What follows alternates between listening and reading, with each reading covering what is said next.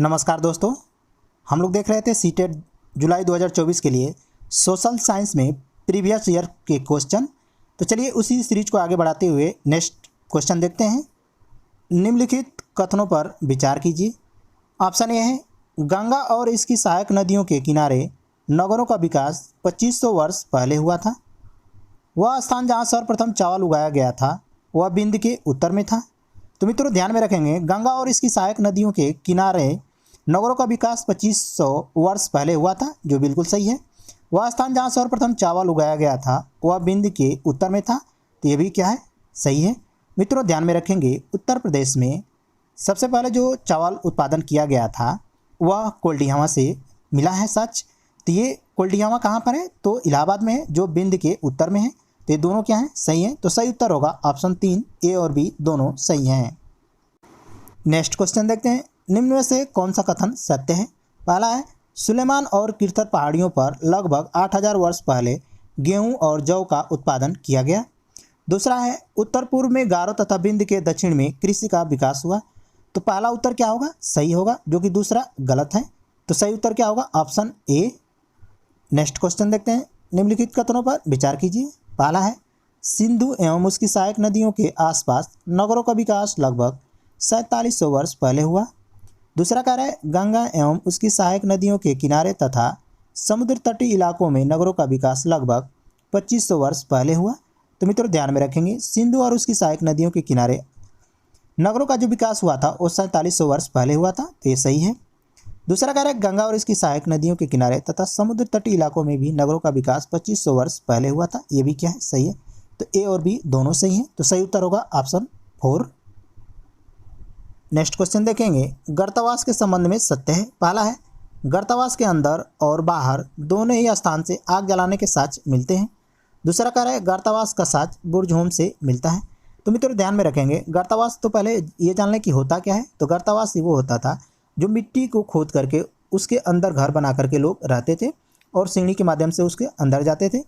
तो गर्तावास के जो साक्ष्य मिले हैं मित्रों वो बुर्जहोम से मिले हैं, ये सही है। गर्तावास के अंदर मित्रों और बाहर दोनों ही स्थान से आग जलाने के साक्ष्य भी मिलते हैं, तो ये भी क्या है, सही है। तो सही उत्तर होगा ऑप्शन 3, ए और बी दोनों सही हैं। नेक्स्ट क्वेश्चन देखते हैं। निम्न में से उन स्थानों की पहचान कीजिए जहां से गेहूं के साक्ष्य मिले हैं।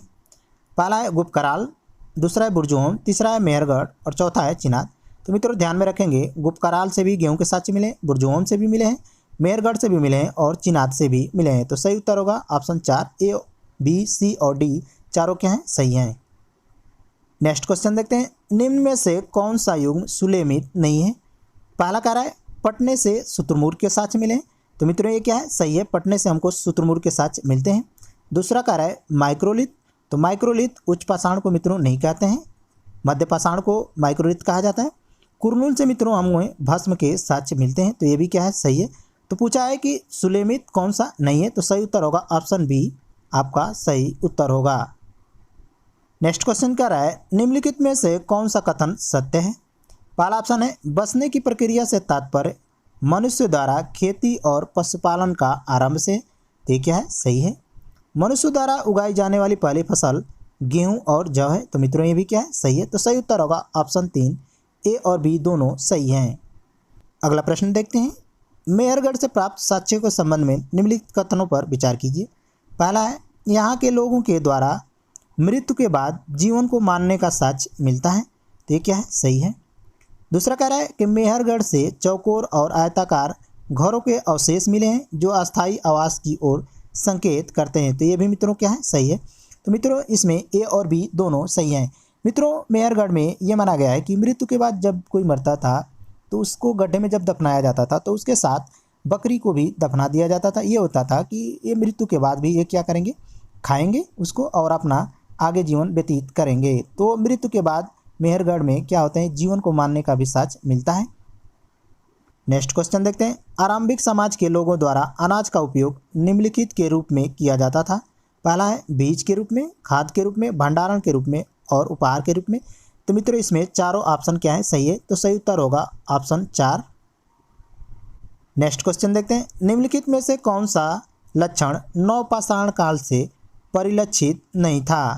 ऑप्शन है परिवहन साधन, कपास की खेती, बर्तनों का उपयोग और धातु का प्रयोग। तो मित्रों हमारे नवपाषाण काल से धातु के प्रयोग के साक्ष्य नहीं मिलते हैं।